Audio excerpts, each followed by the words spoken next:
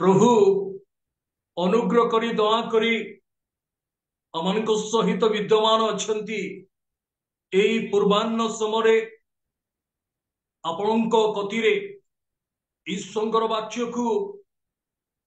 वितरण करने ईश्वर मो जीवन मध्य एक सुंदर अवकाश देले। विशेष करी मु मोर हृदय सहित धन्यवाद देवी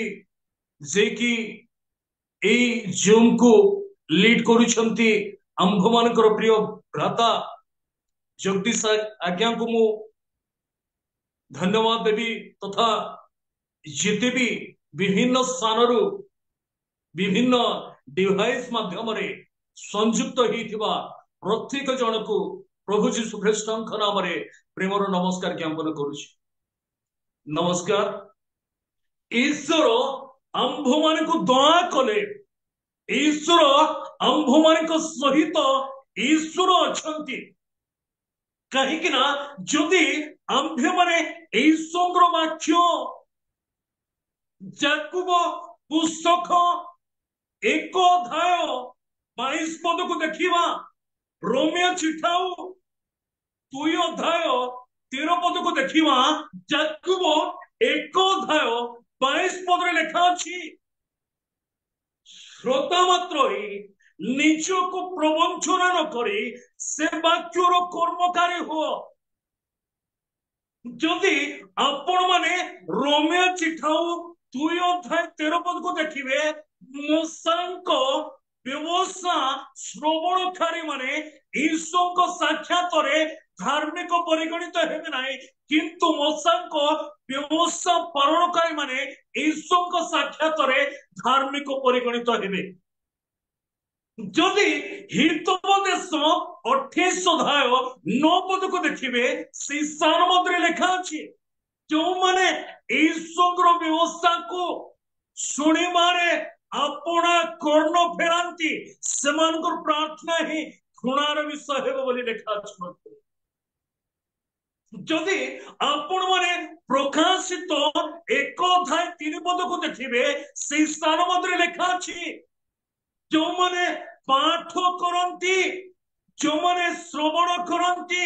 जो माने पालन करती से सकल लोक माने धन्य बोली संगवाक्य लिखा आज ए पूर्वान्न समय आपण मान सम्मुखें गोटे महत विषय मो प्रकाश करने इच्छा करे मोर प्रिय लोक माने आंभे माने शुणिबा द्वारा श्रवण करने द्वारा आंभे माने धार्मिक परिगणित हेबा नाही किंतु ईश्वर वाक्य पालन करने द्वारा आम ईश्वर सम्मुखें धार्मिक परिगणित हेबा मोर आज आंभे माने जो ईश्वर वाक्य को आंशिक भावे शिक्षा करबा मोर प्रिय माने जदि आपण माने प्रकाशित 2 अध्याय 7 पद प्रकाशित 2 अध्याय 11 पद प्रकाशित 2 अध्याय 17 पद प्रकाशित 2 अध्याय 29 पद प्रकाशित 3 अध्याय 6 पद प्रकाशित 3 अध्याय 13 पद प्रकाशित 3 अध्याय 22 पद लिखा अछि मंडली कण को आत्मा कौन कहती जार कर्ण अच्छी से सुनो। मु विश्वास करे आज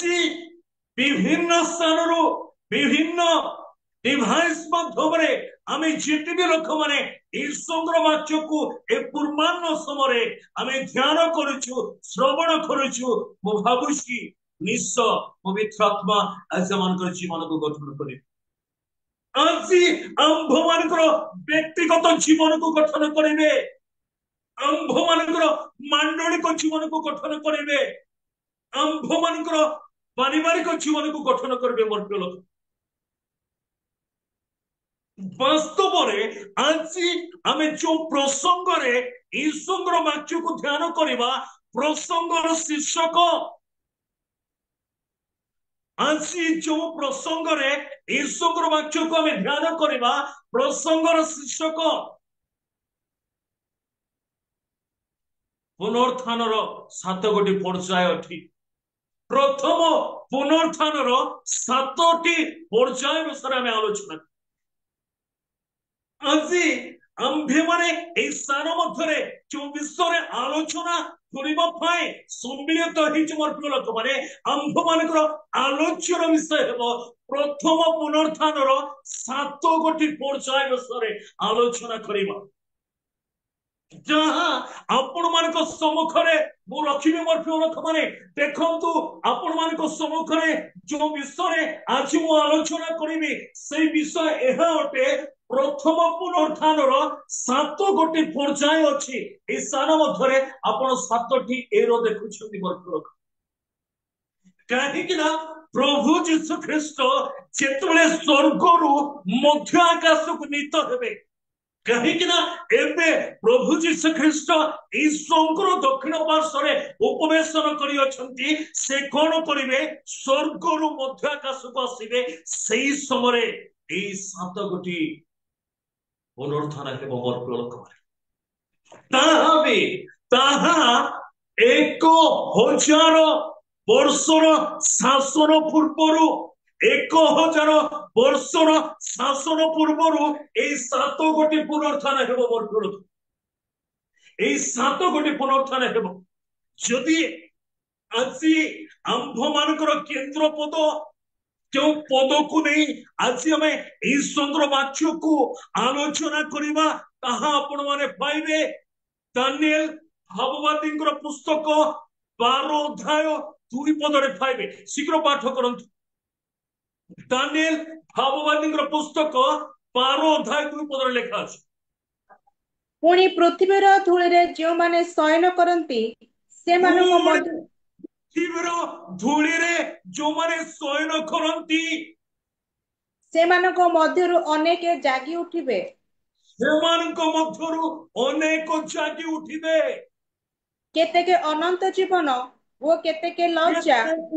अनंत जीवन भोग करिबार निमंत उठिबे केतेक लज्जा केतेक लज्जा अनंत शास्ति भोग करिबार निमंत उठिबे praise the Lord hallelujah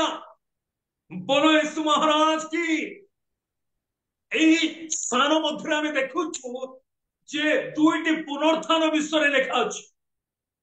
Bible को जदि अति सूक्ष्म भावे अनुसंधान करिबा मोर प्रिय लोक माने दानिएल भाववादी पुस्तक 12 अध्याय 2 पदरे गोटे विषय लिखा अछि से स्थान मध्यरे आमे 2टी पुनरुत्थान देखुछु गोटिए पुनरुत्थान से माने अनंत जीवन लाभ करिबा निमंत उठिबे ताहा को समय हेब 1000 वर्ष शासन पूर्वर हेब 1000 वर्षर शासन पूर्वर गोटे पुनरुत्थान हेब 1000 शासन परे आउ गोटे पुनरुत्थान हेब मोर प्रिय तुम्हारे किंतु आज आम्भे माने जो प्रसंग रे ईश्वर वाक्य को आलोचना करबा ता होची प्रथम पुनरुत्थानर 7 गोटी पर्याय से 7 गोटी पर्याय 1000 वर्षर राज्य पूर्वर ए 7टी पुनरुत्थान हेब मोर प्रिय लोक किंतु प्रश्न ए स्थान मध्यरे सेही समय सेही लोक माने उठिबे अनंत जीवन लाभ करबा निमंते सेमाने कोन करेबे जो माने धूली रे शयन करिसंती जो माने कबरस्थ हेइचंती जो माने पाताल रे अछंती सेमाने कोन करेबे ईश्वर तुरीवाद्य सुनिबे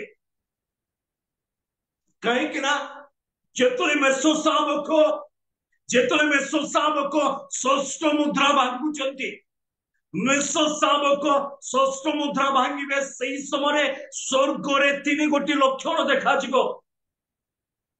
प्रथम लक्षण प्रभु कोन करिवे प्रथम लक्षण में देखुछु सूर्य कोणा हेइचिवो चंद्र लोहित वर्ण हेबो नक्षत्र गुड़िक स्खलित हेबे आकाश चर्म पुस्तक परि हेबो बोली ईश्वर वाक्य लिखा अछि সেই সময়ে ষষ্ঠ মুদ্রা যেତେବେଳେ ভଙ୍ଗা ଯିବ সেই সময়ে স্বর্গরে আকাশরে এই লক্ষণ গুড়িক দেখাଯିବ সেই সময়ে প্রভু যীশু খ্রিস্ট কଣ କରିବେ ଯେ କି ଈଶ୍ୱରଙ୍କ ଦକ୍ଷିଣ ପାର୍ଶ୍ୱରେ ଉପବେଶନ କରିଅଛନ୍ତି ସେ ମଧ୍ୟ ଆକାଶକୁ ନୀତ ହେବେ ମଧ୍ୟ ଆକାଶକୁ ନୀତ ହେବେ সেই সময় କୋଉ ସମୟ ଯେତେବେଳେ ମେଷ ଶାବକ ଷଷ୍ଠ ମୁଦ୍ରା ଭାଙ୍ଗିବେ সেই ସମୟରେ এই ଲକ୍ଷଣ ଦେଖାଯିବ କାହିଁକି ନା ଆମେ ଦୁଇଟି ଦିନକୁ ଅପେକ୍ଷା କରୁଛୁ ଖ୍ରୀଷ୍ଟଙ୍କର ଦିନକୁ ଅପେକ୍ଷା କରୁଛୁ ଏବଂ ପ୍ରଭୁଙ୍କର ଦିନକୁ ଅପେକ୍ଷା କରୁଛୁ ଅନେକ ସମୟରେ ଆମେ ଭାବୁଛୁ ଖ୍ରୀଷ୍ଟଙ୍କର ଦିନ ଅଲଗା ଅଟେ ପ୍ରଭୁଙ୍କର ଦିନ ଅଲଗା ଅଟେ କିନ୍ତୁ ଯୋଉ ସମୟରେ ମେଷ ଶାବକ ଷଷ୍ଠ ମୁଦ୍ରା ଭାଙ୍ଗିବେ সেই ସମୟରେ ଲକ୍ଷଣ ଦେଖାଯିବ ଯଦି ଆପଣ ମାନେ ଦେଖିବେ ପ୍ରକାଶିତ 8 ଅଧ୍ୟାୟ 1 ପଦରୁ 13 ପଦକୁ ଦେଖିବେ ସେଠେ 7 ଜଣ ଦୂତ ତୁରୀ ବାଦ୍ୟ ତୁରୀ ଫୁଙ୍କିବା ନିମନ୍ତେ ସେମାନେ ଉଦ୍ୟୁତ ହୋଇଛନ୍ତି ବର୍ତ୍ତମାନ କାହିଁକି ନା ସେଇ ସମୟରେ ସ୍ୱର୍ଗରେ ଲକ୍ଷଣ ଦେଖାଯିବ ପ୍ରଧାନ ଦୂତ ସେ କଣ କରିବେ ତୁରୀ ବାଦ୍ୟ କରିବେ ସେଇ ସମୟରେ ଏଇ କବର ମଧ୍ୟରେ ଯେଉଁମାନେ ଅଛନ୍ତି ପାତାଳରେ ଯେଉଁମାନେ ଅଛନ୍ତି ଯେଉଁମାନେ ଧୂଳିରେ ଶୟନ କରିଛନ୍ତି ସେମାନେ ଅନନ୍ତ ଜୀବନ ଲାଭ କରିବା ପାଇଁ ସେଇ ସଦାପ୍ରଭୁଙ୍କର ରବକୁ ଶୁଣିବେ ଆଉ ସେମାନେ ମଧ୍ୟ ଆକାଶକୁ ନୀତ ହେବେ କିନ୍ତୁ ବାସ୍ତବରେ ଆଜି ମତେ ଯେତେ ବି ବିଭିନ୍ନ ସ୍ଥାନରୁ ସମ୍ମିଳିତ ହେଇଥିବା ଲୋକମାନେ ମତେ ଶୁଣୁଛନ୍ତି ତଥା ୟୁଟ୍ୟୁବରେ ଯେତେ ବି ଲୋକମାନେ ମତେ ଶୁଣୁଛନ୍ତି ମୋର ଲୋକମାନେ ସେମାନେ ଉଠିବେ ଯେଉଁମାନେ ବାସ୍ତବରେ ଖ୍ରୀଷ୍ଟ ଯୀଶୁଙ୍କ ବାକ୍ୟ ଅନୁମୋଦିତ ଜୀବନ ଯାପନ କରୁଛନ୍ତି ବାକ୍ୟ ଅନୁସାରେ ଜୀବନ ଅତିବାହିତ କରୁଛନ୍ତି ସେଇ ଲୋକମାନଙ୍କର ପୁନରୁତ୍ଥାନ ହେବ କିନ୍ତୁ ଆଜି ଖ୍ରୀଷ୍ଟୀୟ ସମାଜକୁ ଦେଖିବେ ଖ୍ରୀଷ୍ଟ ପରିବାର ମଧ୍ୟରେ ଅନେକ ଏପରି ଚରିତ୍ର ବିରଳ ଚରିତ୍ର ଗୁଡିକ ଅଛନ୍ତି ଯେଉଁମାନେ ଯଦ୍ୟପି ସେମାନେ ଖ୍ରୀଷ୍ଟଙ୍କୁ ବିଶ୍ୱାସ କରିଛନ୍ତି ଖ୍ରୀଷ୍ଟଙ୍କୁ ଗ୍ରହଣ କରିଛନ୍ତି କରୁଛନ୍ତି କିନ୍ତୁ ବାସ୍ତବରେ ସେମାନେ ଉପର ଠାଉରିଆ ଜୀବନ ଯାପନ କରିଛନ୍ତି ଛଳନାର ସହିତ ଜୀବନ ଯାପନ କରୁଛନ୍ତି ସେଇ ଲୋକମାନେ କଦାପି ଉଠି ପାରିବେ ନାହିଁ କାହିଁକି ନା ଦାନିଏଲ ଭାବନ୍ତି କହିଲେ 12 ଅଧ୍ୟାୟ 2 ପଦରେ କହିଲେ ଯେ ସେଇ ସମୟରେ ଧୂଳିରେ ଯେଉଁମାନେ ଶୟନ କରିଛନ୍ତି ସେମାନଙ୍କ ମଧ୍ୟରୁ ଅନେକ ଉଠିବେ ସେମାନଙ୍କ ମଧ୍ୟରୁ ଅନେକ ଉଠିବେ ଯଦି ଆମେ ଦେଖିବା ଆଦମଙ୍କ ଠାରୁ ଆଜି ପର୍ଯ୍ୟନ୍ତ ଆଗକୁ ଯେତେ ଲୋକମାନେ ମରୁଛନ୍ତି ଖ୍ରୀଷ୍ଟଙ୍କ ଠାରେ ଯେଉଁମାନେ ଥାଇ ମରିଛନ୍ତି ସେମାନଙ୍କ ମଧ୍ୟରୁ ଅନେକ ଲୋକମାନେ ଉଠିବେ ବୋଲି ଈଶ୍ୱରଙ୍କ ବାକ୍ୟରେ ଲେଖା ଅଛି ସମସ୍ତେ ଉଠୁନାହାନ୍ତି ମର୍ତ୍ୟ ଲୋକ ଆଜି ମୁଁ ଆପଣମାନଙ୍କୁ କହିବା ପାଇଁ ଇଚ୍ଛା କରେ ଦାନିଏଲ ଯେଉଁ ନିଗୁଡ ରହସ୍ୟ ବିଷୟ ଏ ସ୍ଥାନ ମଧ୍ୟରେ ଉନ୍ମୋଚନ କରିଛନ୍ତି ସେଇ ସ୍ଥାନ ମଧ୍ୟରେ ଦାନିଏଲ ଭାବବାଦୀ କହୁଛନ୍ତି ଅନେକ ଉଠିବେ ସମସ୍ତେ ଉଠୁନାହାନ୍ତି ଯେଉଁମାନେ ଛଳନାର ସହିତ ଜୀବନ ଯାପନ କରୁଛନ୍ତି ଯେଉଁମାନେ ଅଭିନୟ କରି ଜୀବନ ଯାପନ କରୁଛନ୍ତି ଯେଉଁମାନେ ଉପର ଠାଉରିଆ ଜୀବନ ଯାପନ କରୁଛନ୍ତି ସେମାନେ କେବେ ମଧ୍ୟ ଈଶ୍ୱରଙ୍କର ତୋରିବାଦ୍ୟକୁ ସେମାନେ ଶୁଣିପାରିବେ ନା ଈଶ୍ୱରଙ୍କର ତୋରିବାଦ୍ୟକୁ ସେମାନେ କଦାପି ଶୁଣିପାରିବେ ନା କାହିଁକି ନା ଆମେ ଦେଖୁଛୁ ଅନନ୍ତ ଜୀବନ ଲାଭ କରିବା ନିମନ୍ତେ ସେମାନେ ଉଠିବେ ଏହା এই প্রথম পুনর্থান দানিয়েল 2 দানিয়েল ভাবাদীଙ୍କ পুস্তକ 12 ଅଧ୍ୟାୟ 2 ପଦରେ যে লেখা ଅଛି এই প্রথম পুনর্থান কেবে ହେବ ମୋର ପ୍ରିୟ ଲୋକମାନେ এই প্রথম পুনর্থান কেবে ହେବ এই প্রথম পুনর্থান 1000 ବର୍ଷର ଶାସନ ପୂର୍ବରୁ ହେବ 1000 ବର୍ଷର ଶାସନ ପୂର୍ବରୁ এই প্রথম পুনর্থাନ ହେବ কিন্তু ତାର ଯଦି ଅଂଶକୁ ଦେଖିବା କୋଉ ଅଂଶରେ ଆମେ ଦେଖିଲେ ଯେଉଁମାନେ ଖ୍ରୀଷ୍ଟଙ୍କ ଠାରେ ଅଛନ୍ତି ବାକ୍ୟ ଅନୁସାରେ ଜୀବନ ଯାପନ କରୁଛନ୍ତି ବାକ୍ୟ ଅନୁମୋଦିତ ଜୀବନ ଯାପନ କରୁଛନ୍ତି ଈଶ୍ୱରଙ୍କର ଇଚ୍ଛା ଅନୁସାରେ ଚାଲୁଛନ୍ତି ସେମାନେ ଉଠିବେ କାହିଁକି ନା ସେମାନେ ଈଶ୍ୱରଙ୍କର ରୋଗକୁ ଶୁଣିବେ କିନ୍ତୁ ତଳରେ ଅଂଶରେ ଯଦି ଆମେ ଦେଖିବା ସେରେ ଲେଖା ଅଛି ଅନେକ ଉଠିବେ। ଏମାନେ ତ ଅନନ୍ତ ଜୀବନ ଲାଭ କରିବା ପାଇଁ ଉଠିବେ, କିନ୍ତୁ ସେମାନଙ୍କ ମଧ୍ୟରୁ ଅନେକ ଯେଉଁମାନେ ଉଠିବେ ସେମାନେ କେବେ ଉଠିବେ? 1000 ଶାନ୍ତିର ରାଜ୍ୟର ପରେ ସେମାନେ ଉଠିବେ ମୋ ପ୍ରିୟ ଲୋକମାନେ। ହାଲେଲୁୟା।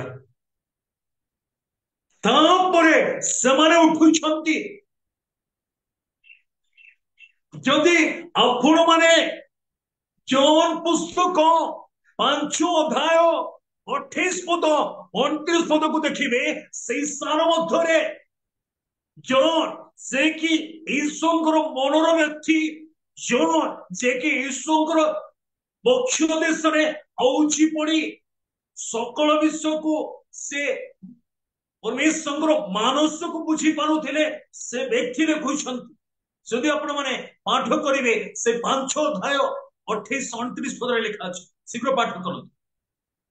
ଏଥିରେ ଚମତ୍କୃତ ହୁଅ ନାହିଁ, ଆଶ୍ଚର୍ଯ୍ୟ ହୁଅ ନାହିଁ,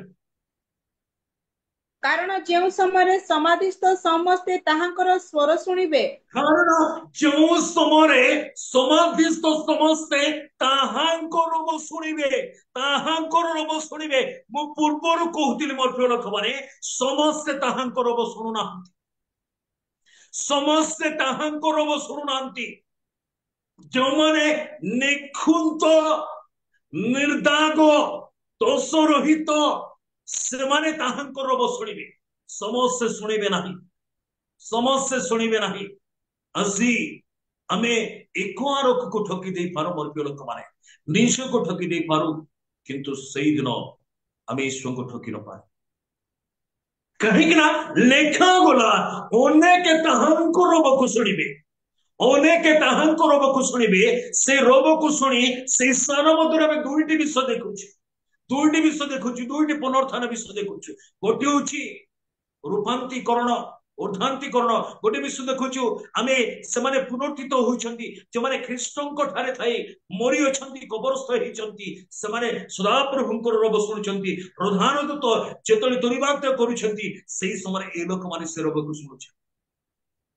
ପ୍ରଥମେ ସେଇ ଲୋକମାନେ ଉଠିବେ ଯେଉଁମାନେ ଖ୍ରୀଷ୍ଟଙ୍କ ଠାରେ ଥାଇ ମରିଛନ୍ତି, କବର ମଧ୍ୟରେ ଅଛନ୍ତି। ସେମାନେ ଖ୍ରୀଷ୍ଟଙ୍କର ରୋଗକୁ ଶୁଣିବେ, ପ୍ରଧାନ ଦୂତଙ୍କର ସ୍ୱରକୁ ଶୁଣିବେ, ସେମାନେ ଉତ୍ଥାପିତ ହେବେ, ସେମାନେ ଉତ୍ଥାପିତ ହେବେ। ପରେ ଯେତେ ବି ଆମେ ଅବଶିଷ୍ଟ ଜୀବିତ ଅବସ୍ଥାରେ ଥିବା, ଆମେ ରୂପାନ୍ତରିତ ହେବା, ଆମେ ରୂପାନ୍ତରିତ ହେବା। ଏଇଠି ଦୁଇଟି ବିଷୟ, ରାପ୍ଚରକୁ ଦେଖୁଛୁ, ରେଜୁରେକ୍ସନକୁ ଦେଖୁଛୁ, ଦୁଇଟି ବିଷୟ ଦେଖୁଛୁ ମୋ ପ୍ରିୟ ଲୋକ। ହାଲେଲୁୟା। এই ସ୍ଥାନ ମଧ୍ୟରେ ଆମେ ଦୁଇଟି ବିଷୟ ଦେଖୁଛୁ, କିନ୍ତୁ ତାର ତଳ ଅଂଶକୁ ଦେଖିବେ, ତଳ ଅଂଶରେ ଅବିକଳ ଯୋଉ ବିଷୟ ଉପସ୍ଥାପନ କରୁଛନ୍ତି ଦାନିଏଲ ଭାବବାଦୀ, ସେଇ ବିଷୟ ମଧ୍ୟ ଯୋଉ ଲେଖୁଛନ୍ତି। କାହିଁକି ନା ଏମାନେ ଈଶ୍ୱରଙ୍କର ମାନସକୁ ବୁଝିଥିବା ଲୋକ, ଈଶ୍ୱରଙ୍କର ମାନସକୁ ବୁଝିବା ଲୋକ ଦାନିଏଲ ଭାବବାଦୀ, ଜନ୍ ସେ ବି ଈଶ୍ୱରଙ୍କର ମାନସକୁ ବୁଝିବା ଲୋକ। ଈଶ୍ୱର କହିଲେ ତୁମେ ଏଇ ବିଷୟକୁ ତୁମେ ଉନ୍ମୋଚନ କର ନାହିଁ, ଦାନିଏଲକୁ କହିଲେ, କିନ୍ତୁ ଜନ୍କୁ କହିଲେ ଏ ବିଷୟକୁ ତୁମେ ପ୍ରକାଶ କର ବୋଲି ସେ କହିଲେ। ସେ କହୁଛନ୍ତି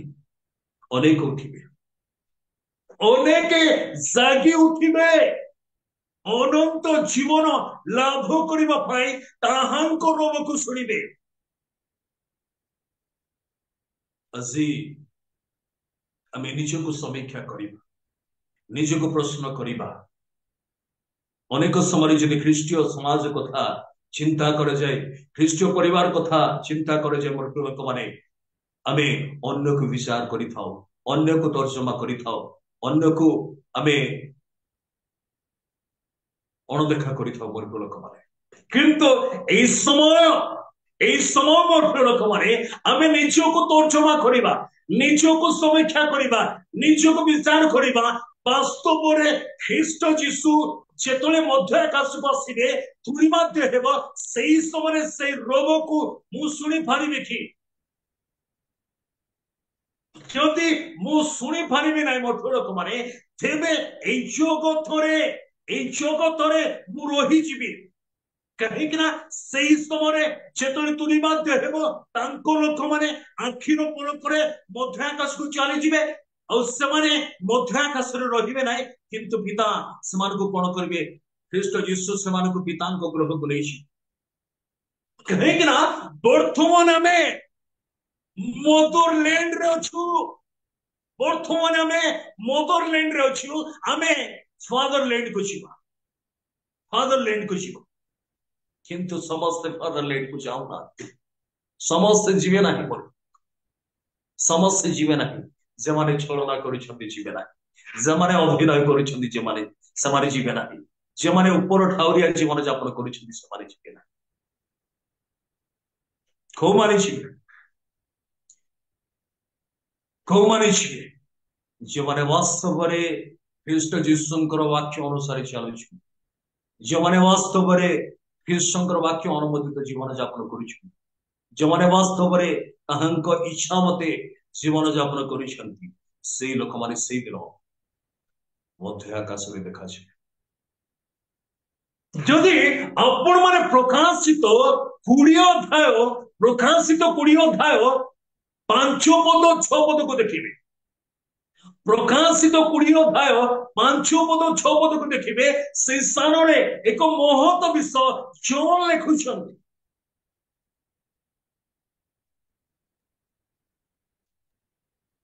ଶୀଘ୍ର ପାଠ କରିବା, ପ୍ରକାଶିତ 20 ଅଧ୍ୟାୟ 5 ପଦ 6 ପଦ। ଅବଶିଷ୍ଟ ମୃତ ଲୋକମାନେ ସେଇ ସହସ୍ର ବର୍ଷ ଶେଷ ନ ହେବା ପର୍ଯ୍ୟନ୍ତ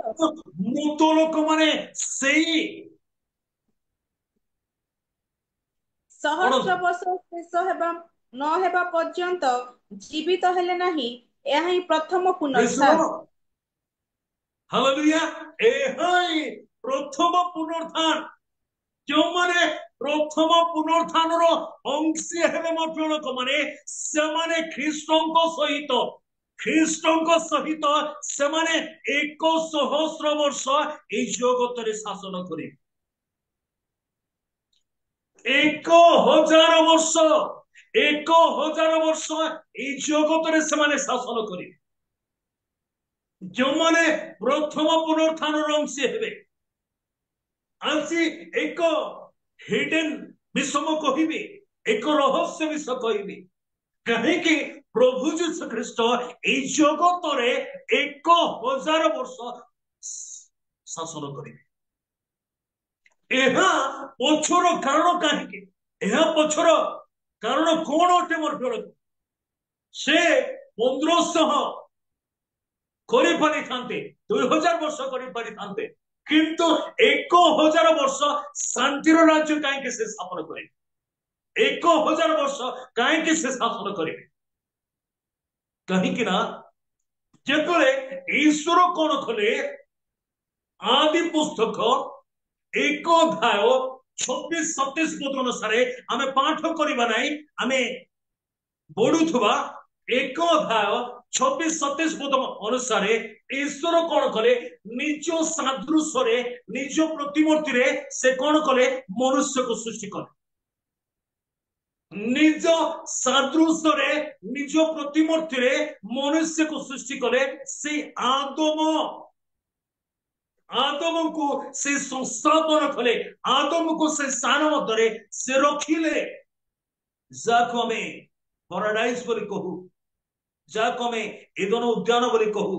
ଯେଉଁ ସ୍ଥାନକୁ ଯେହୋବା ପରମେଶ୍ୱର ଆଦମଙ୍କ ସହିତ ଆଳାପ କରିବା ପାଇଁ, ଆଦମଙ୍କ ସହିତ কথୋପକଥନ କରିବା ପାଇଁ ସେ ନିତ୍ୟ ଆସୁଥିଲେ। କିନ୍ତୁ ଆଦମ ଯେତେବେଳେ ଆପଣା ଜୀବନ ମଧ୍ୟରେ ଈଶ୍ୱର ବାକ୍ୟକୁ ଅବମାନନା କଲେ, ଈଶ୍ୱର ବାକ୍ୟକୁ ହେୟ ଜ୍ଞାନ କଲେ, ସେଇ ସମୟରେ ତାଙ୍କ ଜୀବନ ମଧ୍ୟରେ ଆମେ ଦେଖୁଛୁ ଆଦମ 930 ବର୍ଷ ବଞ୍ଚିଲେ, 1000 ବର୍ଷ ବଞ୍ଚି ପାରିନାହାନ୍ତି। 930 ବର୍ଷ ସେ ବଞ୍ଚିଲେ, 930 ବର୍ଷ ବଞ୍ଚିଲେ। ଈଶ୍ୱର ସେ ସକଳ ଅଧିକାର ଆଦମଙ୍କ ହସ୍ତରେ ସେ ନ୍ୟସ୍ତ କରିଥିଲେ, କିନ୍ତୁ ସେ ଶାସନ କରିପାରିଲେ ନାହିଁ, ଶାସନ କରିପାରିଲେ ନାହିଁ। ସେଥିପାଇଁ ସେ 930 ବର୍ଷ ବଞ୍ଚିଲେ, ସେଥିପାଇଁ ସେ ଶାସନ କରିପାରିଲେ ନାହିଁ। ଆମ୍ଭ ମାନଙ୍କର ଦ୍ୱିତୀୟ ଆଦମ, आंभ मानकर द्वितीय आत्म जे कि प्रभु जीशु ख्रीस्ट आपणकर उद्धार करता मोर उद्धार करता प्रथम आदम 930 वर्ष बंचिले 1000 वर्ष राज्य करि पारिला नै सेति प्रभु जीशु ख्रीस्ट ए जगत रे 1000 वर्ष शासन करिबा पय आसु प्रेज द लॉर्ड हालेलुया 1000 वर्ष 1000 वर्ष से माने धन्य जो माने प्रथम पुनरुत्थान रो अंशी हेबे जो माने प्रथम पुनरुत्थान रो अंशी हेबे से माने धन्य कहीं ना से माने ईश्वर सहित এই জগতরে শাসন করিবে কিন্তু যদি আপন মানে প্রকাশিত 20 অধ্যায় 11 পদ 12 পদ 13 পদ 15 পদକୁ ଦେଖିବେ সেই স্থান ମଧ୍ୟରେ ଯୋଉମାନେ ନାମଧାରୀ ଖ୍ରୀଷ୍ଟିଆନ ମାନେ ସେମାନଙ୍କର ଅବସ୍ଥା କଣ ହଉଛି ସେ ସ୍ଥାନ ମଧ୍ୟରେ ଲେଖା ଅଛି ଶୀଘ୍ର ପାଠ କରିବା ପ୍ରକାଶିତ 20 ଅଧ୍ୟାୟ 11 ପଦ 12 ପଦ 13 ପଦ 15 ପଦ ତତ୍ପରେ ମୁଁ ଗୋଟିଏ ବୃହତ୍ ଶ୍ଵେତବର୍ଣ୍ଣ ସିଂହାସନ ଦେଖିଲେ ବୃହତ୍ ସିଂହାସନ ଦେଖିଲେ ଏହା ଶ୍ଵେତ ସିଂହାସନ ମୋର ପ୍ରିୟ ଲୋକମାନେ କାହିଁକି ନା 1000 ଶାନ୍ତିର ରାଜ୍ୟ ସ୍ଥାପନ ପରେ ଈଶ୍ୱର କଣ କରିବେ ଖ୍ରୀଷ୍ଟ ଏ ଜଗତରେ 1000 ବର୍ଷ ରାଜ୍ୟ କଲା ପରେ ଏକ ଶ୍ଵେତ ସିଂହାସନ ବସିବ ସେଇ ସ୍ଥାନ ମଧ୍ୟରେ जे कि आपणकर उद्धार करता मोर उद्धार करता से उपवेशन करेंगे तापरे जो माने 1000 वर्ष पर्यंत जो माने उठी पारि नाहंती जो माने उठी पारि नाहंती को माने उठी नाहंती जो माने नामधारी ख्रीष्टियान माने जो माने नामधारी ख्रीष्टियान माने जो माने छलर सहित बंचुथिले जो माने ऊपर ठाउरिया जीवन यापन करुथिले सेही लोक माने उठी नथिले किंतु जो माने उठिछन मोर फरक माने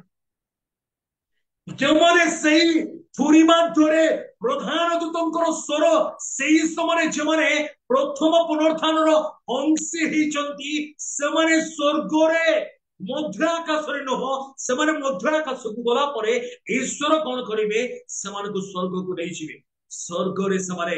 विधानक ग्रह मध्य रहिबे 7 वर्ष से स्थान मध्य मेष साबक सहित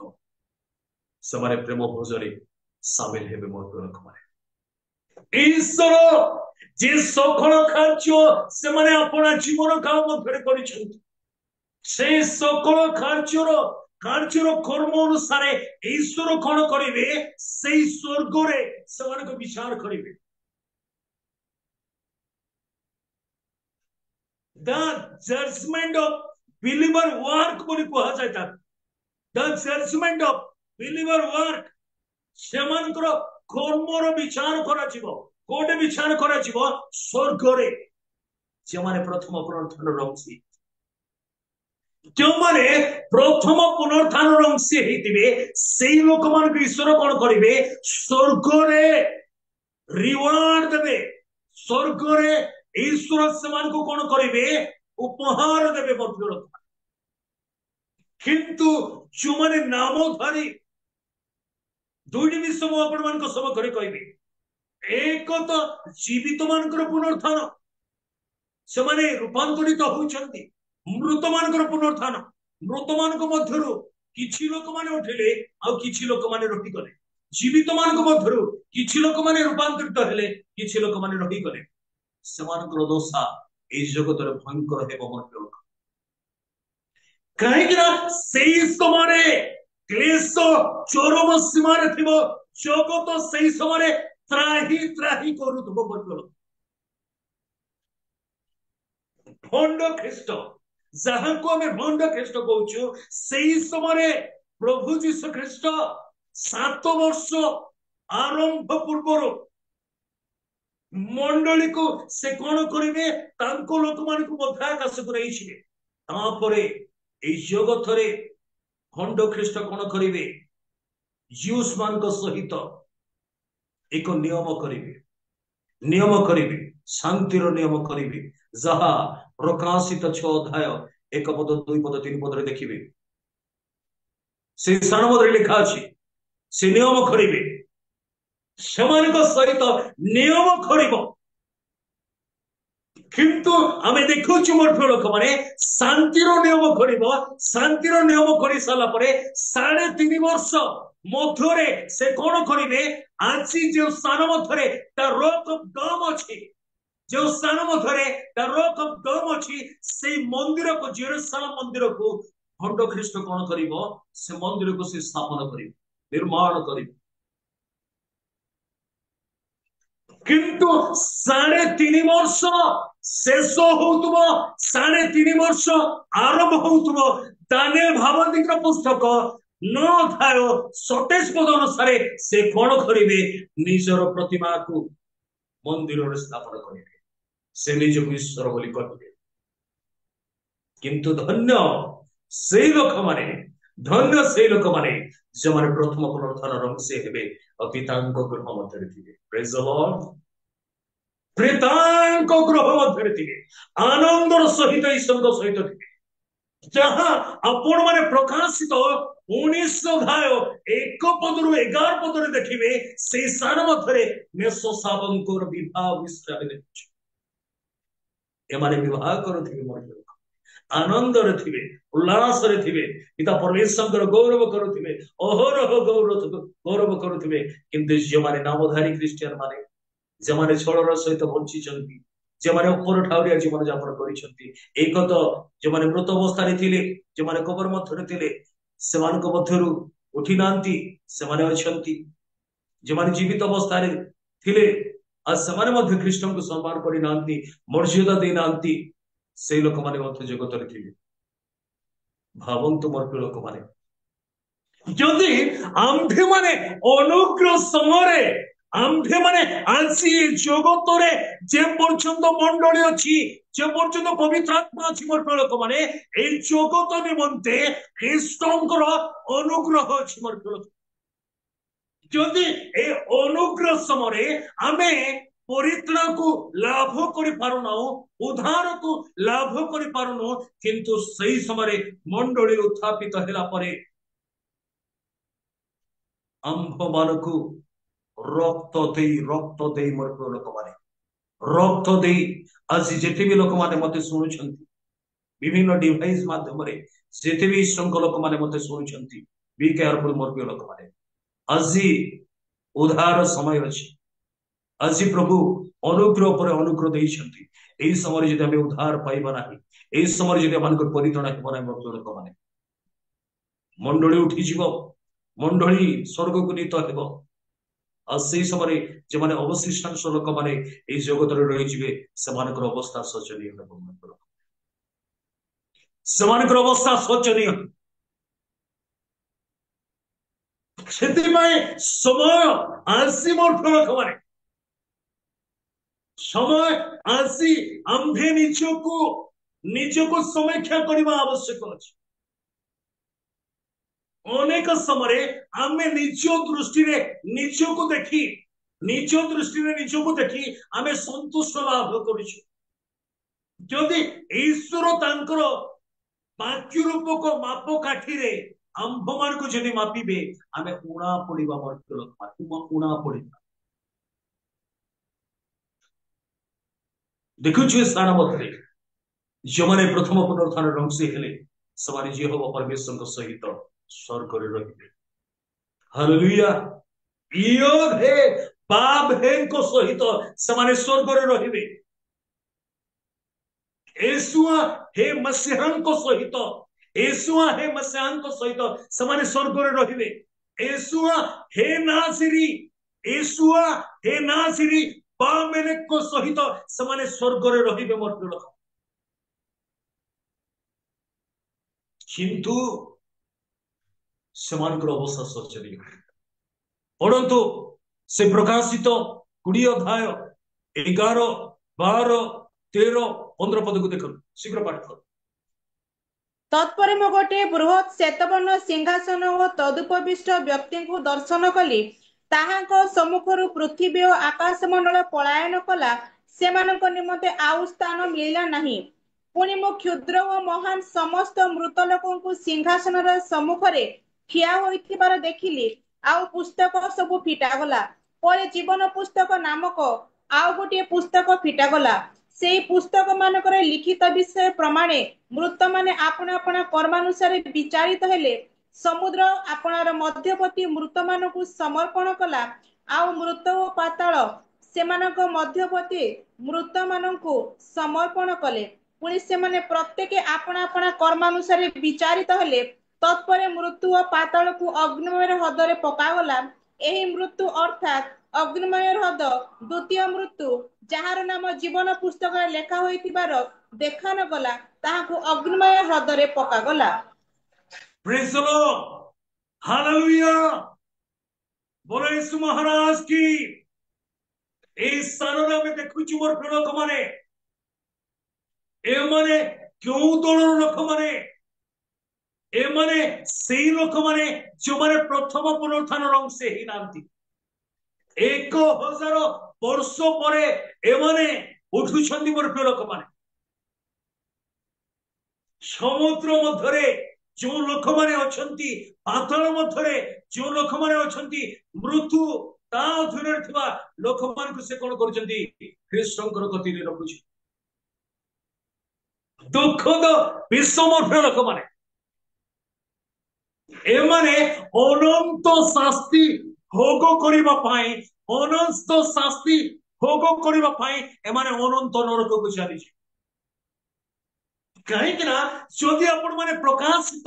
21 ଅଧ୍ୟାୟ ଦେଖିବେ ପ୍ରକାଶିତ 21 ଅଧ୍ୟାୟ ଦେଖିବେ ସେଇ ସ୍ଥାନ ମଧ୍ୟରେ 4ଟି ବିଷୟରେ ଲେଖା ଅଛି ପ୍ରକାଶିତ 21 ଅଧ୍ୟାୟ ଦେଖିବେ 4ଟି ସ୍ଥାନ ବିଷୟରେ ଲେଖା ଅଛି ନୂତନ ଆକାଶ ମଣ୍ଡଳ ନୂତନ ପୃଥିବୀ ଜେରୁସାଲେମ ସ୍ୱର୍ଗ ବୋଲି ଲେଖା ଅଛି ଚାରିଟା ଜାଗା ମୋର ପ୍ରିୟ ଲୋକମାନେ ସେଇ 4ଟା ଜାଗାରେ ଈଶ୍ୱର କଣ କରିବେ ଏଇ ଜଗତରୁ ଯୋଉ ଲୋକମାନଙ୍କୁ ସେ ମନୋନୟନ କରିଛନ୍ତି ସେଇ ଲୋକମାନଙ୍କୁ ଈଶ୍ୱର ସେ 4ଟି ଜାଗାରେ ରଖିବେ ଗୋଟିଏ ଜାଗାରେ ରହୁନାହାନ୍ତି ସେମାନଙ୍କର କର୍ମ ଅନୁସାରେ ଆକାଶ ମଣ୍ଡଳ ନୂତନ ଆକାଶ ମଣ୍ଡଳ ନୂତନ ପୃଥିବୀ ନୂତନ ଜେରୁସାଲେମ ସ୍ୱର୍ଗ ବୋଲି ଲେଖା ଅଛି ସେପରି ଯଦି ଆମେ ପାତାଳ ବିଷୟରେ ବି ଦେଖିବା ପାତାଳର ବି 4ଟା ଜାଗା ଅଛି ଯେପରି ସ୍ୱର୍ଗରେ 4ଟା ଜାଗା ନୂତନ ଆକାଶ ମଣ୍ଡଳ ନୂତନ ପୃଥିବୀ ଜେରୁସାଲେମ ସ୍ୱର୍ଗ ସେପରି ପାତାଳର ମଧ୍ୟ 4ଟି ଜାଗା ଅଛି କଣ କଣ हेडिस टाट्रोस अबिस गेहना हेडिस टाट्रोस अबिस गेहना ए 4टा जगह भूतଳରେ ଅଛି तो ए सर्वोदर में देखुछु जोमाने प्रथम पुनरुत्थानर अंशी हेले ईश्वर कोन कले समान को आपनकर प्रति को नै अभी देखुलु प्रकाशित 20 अध्याय 11 पद 12 पद 13 पद 15 पद देखुलु जे से माने 1000 वर्ष पर से माने उठिले कहीं ना से माने प्रथम पुनरुत्थानर अंशी ही नथिले से प्रभु से मान को अनंत नरक रे निक्षेप एहाई द्वितीय मृत्यु माने संग वाक्य लिखा जाए तृतीय मृत्यु जदि मोर प्रिय लोक मैंने आंसी मु आपण मान को कहबा पई इच्छा करे जदि आमे थोरे जन्म हेबा जदि आम्भे माने आज जेते भी ईश्वर लोक माने मते सुनुछंती आज जदि आमे थोरे जन्म हेबा मोर प्रिय लोक माने आमे दुई थर मरिबा जदि आमे दुई थर जन्म हेबा आमे थोरे मरिबा मोर प्रिय लोक कौन भीतर रहस्य कौन अटे जदि मु थरे जन्म होउची जदि मु थरे जन्म होउची मते दुई थर मरिबा कहे किपरि मु दुई थर मरिबी गोटे होची शारीरिक मृत्यु आउ गोटे होची अनंत आत्मिक मृत्यु जदि मु दुई थर जन्म हेबी तेबे मु थरे मरिबी मोर प्रिय लोक दुई थर जन्म कोन प्रथम जन्म होची मां को उदररु ए जगत को आमे आसी ता होची प्रथम जन्म द्वितीय जन्म होची ख्रीष्टन को ठारे जन्म हेबा प्रेज द लॉर्ड जदि आमे ख्रीष्टन को ठारे जेपरि जॉन पुस्तक 3 अध्याय समय रात्रो समय जे कि निकोदिम ख्रीष्ट जीशु को निकट को आसुचंती आसे कहउछंती जदि हे गुरु ईश्वर अपन को सहित नथिले ए सकल विषय अपन करि पारि नथांती किंतु से कथार कौनसी उत्तर न देई ख्रीष्ट जीशु कहिले तुमे यदि नूतन जन्म लाभ न कर तेबे तुमे से स्वर्ग राज्य गृहीत ख्रीष्टन को वाक्य रे जन्म हेबा ख्रीष्टन को वाक्य रे जन्म हेबा जो माने ख्रीष्टन को वाक्य रे जन्म हिथिबे जो माने ख्रीष्टन को वाक्य रे जन्म हिथिले मोर प्रिय लोक माने से माने कोठी होइछंती स्वर्ग रे जो माने ख्रीष्टन को वाक्य द्वारा जन्म हेइछंती से माने सेही दिन दानिएल भावनिक पुस्तक 12 अध्याय 2 पद जॉन पुस्तक 5 अध्याय 28 29 पद अनुसारे सेमाने सेही दिन से रब सुनिबे सेही रब सुनी ईश्वरଙ୍କ सहित सेमाने अनंत काल स्वर्ग रे रही किंतु जो माने जन्म ही नाहंती वाक्य जन्म ही नाहंती वाक्य जन्म ही नाहंती से लोक माने प्रथम पुनरुत्थान अंश केबे सेमाने उठुचंती 1000 वर्ष पर सेमाने उठुचंती कहीं सेमाने उठुचंती अनंत जीवन लाभ करबा पाए नोह मोर प्रिय लोक माने अनंत शास्ति भोग करबा पाए अनंत नरक को जीवा पाए सेमाने उठुचंती जदि आपण माने रोमे चिठाऊ 8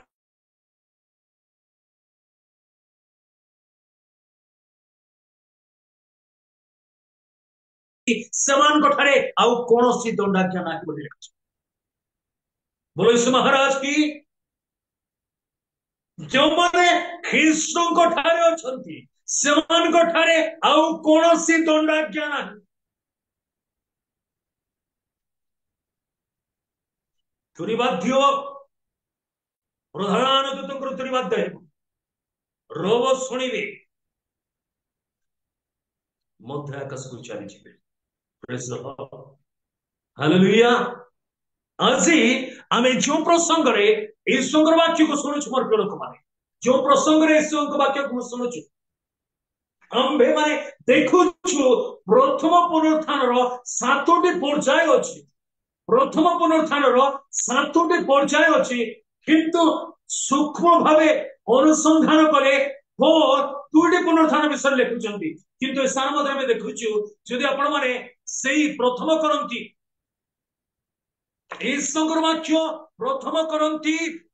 15 अध्याय 22 पद 23 पद को देखिबे से स्थान मध्ये लिखा अछि प्रथम करंती 15 अध्याय 22 पद 23 पद रे लिखा अछि जेणु आदम द्वारा जेपरि समस्ते मृत्युभोग करंती सेही परि मते ख्रीष्टଙ୍କ द्वारा समस्ते सजीव हेबे किंतु प्रत्येक जन अपना अपना श्रेणी रे प्रथम फल स्वरूप ख्रीष्ट पर ख्रीष्टଙ୍କ आगमन समय रे ताहाको आश्रित माने प्रेज द लॉर्ड हालेलुया बोलो यीशु महाराज की इस स्थान मध्य पौल जदि आमे दानिएल भावनिक पुस्तक देखिले 12 अध्याय 2 पद रे आमे देखिले 2टी पुनरुत्थान किंतु पौल जीवन को जदि आमे निरीक्षण करिबा पौल एक निगूढ़ रहस्य को ए स्थान मध्य उन्मोचन करिछि से कहउछंती ଯେ ଆମ୍ଭେ ମାନେ ଆପଣା କ୍ରମ ଅନୁସାରେ ପୁନରୁତ୍ଥିତ ହେବା। ଆପଣା କ୍ରମ ଅନୁସାରେ, ଆପଣା ଶ୍ରେଣୀ ଅନୁସାରେ ଆମ୍ଭ ମାନଙ୍କର ପୁନରୁତ୍ଥାନ ହେବ। ଏଇ ସାତଟି ପୁନରୁତ୍ଥାନ, ଏଇ ସାତଟି ପୁନରୁତ୍ଥାନ 1000 ବର୍ଷ ପୂର୍ବରୁ। ମତେ ଧ୍ୟାନରେ ଶୁଣୁଥାନ୍ତୁ ମୋର ପ୍ରିୟ ଲୋକ, ମୁଁ ଆପଣଙ୍କୁ କନଫ୍ୟୁଜ କରୁନା। ଏଇ ସାତଟି ପୁନରୁତ୍ଥାନ, ଏଇ ଯୋଉ ସାତ ଗୋଟି ପୁନରୁତ୍ଥାନ କଥା ମୁଁ ଆପଣ ମାନଙ୍କୁ କହୁଛି, ଏଠି ରେଜୁରେକ୍ସନ ବି ଅଛି, ରାପ୍ଚର ବି ଅଛି ମୋର ପ୍ରିୟ ଲୋକ।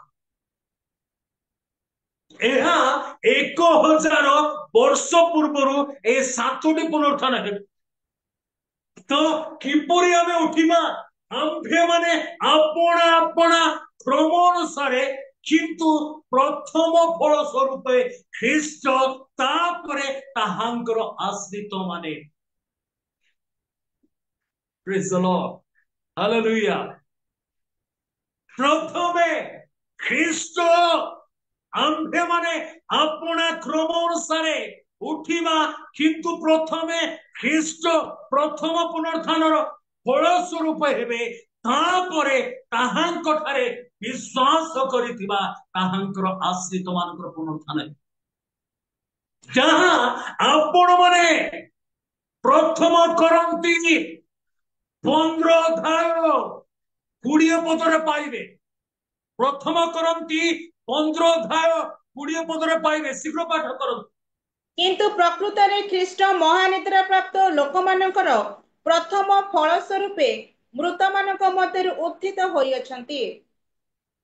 Praise the Lord. ଏହି ସ୍ଥାନ ମଧ୍ୟରେ ଆମେ ଦେଖୁଛୁ 22-23 ପଦରେ 24 ଆମେ ଆଲୋଚନା କଲେ, ପୌଲ ଲେଖିଲେ ଯେ ଖ୍ରୀଷ୍ଟ ପ୍ରଥମ ପୁନରୁତ୍ଥାନର ଫଳ ସ୍ୱରୂପ ହେବେ। ଆଉ ସେଇ 20 ପଦରେ ଆମେ ଦେଖିଲେ ଖ୍ରୀଷ୍ଟ ଯୀଶୁ ଆଦମଙ୍କ ଠାରୁ ତାଙ୍କ ସମୟ ପର୍ଯ୍ୟନ୍ତ ଯେତେ ବି ଲୋକମାନେ ଉଠିଥିଲେ, ଯେତେ ବି ଲୋକମାନେ ମରିଥିଲେ, ସେମାନଙ୍କ ମଧ୍ୟରୁ ପ୍ରଥମ ଫଳ ସ୍ୱରୂପ ଖ୍ରୀଷ୍ଟ। Praise the Lord. Hallelujah. ପ୍ରଥମେ ସେ ଉଠିଲେ, ସେ ଆମ୍ଭ ମାନଙ୍କର ଅଗ୍ରଜ ଅଟନ୍ତି, ସେ ଆମ୍ଭ ମାନଙ୍କର ଅଗ୍ରଜ ଅଟନ୍ତି ମୋର ପ୍ରିୟ ଲୋକମାନେ। এই প্রথম পুনরুত্থান, খ্রিস্ট যে প্রথম পুনরুত্থানর অংশী ফলস্বরূপ হেবে, ଏହା কেবে ঘটিলা? ଏହା 2025 ବର୍ଷ ପୂର୍ବରୁ, ଯେତେବେଳେ ଖ୍ରୀଷ୍ଟ এই ଜଗତକୁ, ଯେତେବେଳେ ଖ୍ରୀଷ୍ଟ এই ଜଗତର ମାନବ ଜାତିକୁ ଉଦ୍ଧାର କରିବା ପାଇଁ ସ୍ୱର୍ଗରେ ଯୋଜନା କରାଗଲା, ସ୍ୱର୍ଗରେ ଘୋଷଣା ପ୍ରସ୍ତୁତି କରାଗଲା, ଏବଂ ସେ ଆପଣା ଅଦ୍ୱିତୀୟ ପୁତ୍ରକୁ এই ଜଗତକୁ ପ୍ରେରଣ କଲେ। ଆଉ ସେ ଆସିଲେ ସମଗ୍ର ମାନବ ଜାତି ପାଇଁ ଆପଣା ଜୀବନକୁ କାଲବରୀ କ୍ରୁଶ ଉପରେ ଢାଳିଦେଲେ। ସେଇଦିନ ସେ କ୍ରୁଶ ଉପରେ ଆପଣା ପ୍ରାଣ ଦେଲେ, କ୍ରୁଶ ଉପରେ ଆପଣା ପ୍ରାଣ ଦେଲେ ସମଗ୍ର ମାନବ ଜାତିର ଉଦ୍ଧାର ପାଇଁ। ସେ କବରସ୍ଥ ହେଲେ, ସେ କବରସ୍ଥ ହେଲେ, ପ୍ରସ୍ଥାପିତ ହେଲେ, କବରସ୍ଥ ହେଲେ 3 ଦିନ 3 ରାତି ସେ କବର ମଧ୍ୟରେ ରହିଲେ। ପ୍ରଥମ ଫଳ ସ୍ୱରୂପେ ଖ୍ରୀଷ୍ଟ ଯୀଶୁ ପୁନରୁତ୍ଥିତ ହେବେ, ତାପରେ ତାହାଙ୍କ ନାମରେ ବିଶ୍ୱାସ କରିଥିବା ଲୋକମାନଙ୍କର, ଆଶ୍ରିତ ମାନଙ୍କର ପୁନରୁତ୍ଥାନ ହେବ ବୋଲି ଆମେ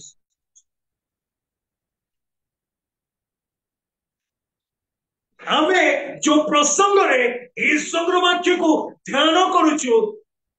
ପ୍ରସଙ୍ଗର ଶୀର୍ଷକ ଏହା ଅଟେ,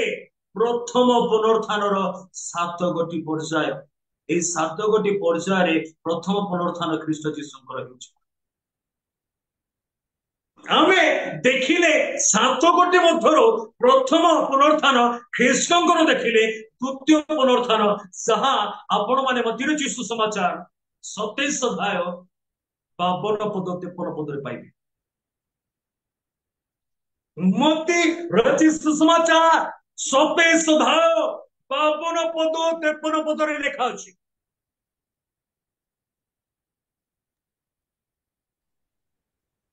ପୁଣି ସମାଧି ସମୂହ ଉନ୍ମୁକ୍ତ ହେଲା ଓ ମହାନିଦ୍ରାଗତ ସମାଧି ସମୂହ ହେଲା। ଉନ୍ମୁକ୍ତ ହେଲା। ପୁଣି ତାହାଙ୍କ ଉତ୍ଥାନ ଉତ୍ତାରେ ସେମାନେ ସମାଧିରୁ ବାହାରି ପୁଣ୍ୟ ନଗରରେ ପ୍ରବେଶ କଲେ। ପଢନ୍ତୁ ପୁଣି। ପୁଣ୍ୟ ନଗରରେ ପ୍ରବେଶ କଲେ ଓ ଅନେକଙ୍କୁ ଦର୍ଶନ ଦେଲେ। ଏହି ସ୍ଥାନ ମଧ୍ୟରେ ଆମେ ଦେଖୁଛୁ ଯୋଉ ଦିନ ଖ୍ରୀଷ୍ଟ ଯୀଶୁ କ୍ରୁଶର ହତ ହେଲେ ସେଇଦିନ ସେ अपना आत्मा को पिताଙ୍କ ହସ୍ତରେ ସମର୍ପଣ କରି ଉଚ୍ଚ ଆବାଜ କରି ଯେତେବେଳେ ସେ ପ୍ରାଣ ତ୍ୟାଗ କରୁଛନ୍ତି ସେହି ସମୟରେ ମନ୍ଦିରର ବିଚ୍ଛେଦ ବସ୍ତ୍ର ଉପରୁ ତଳକୁ ଚିରିଗଲା।